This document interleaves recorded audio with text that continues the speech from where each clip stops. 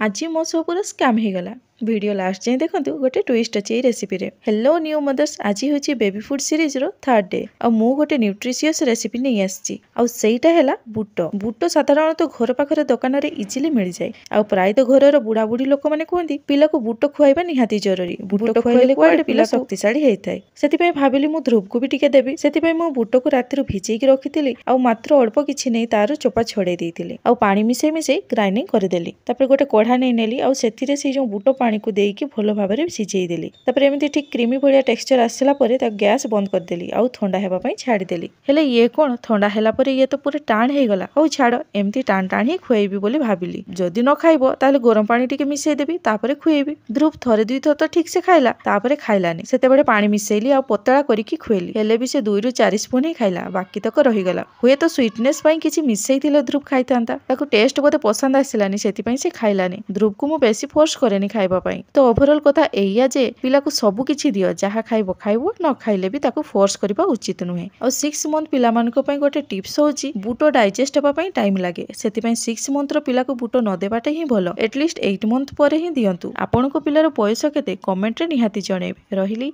Jai Jagannath.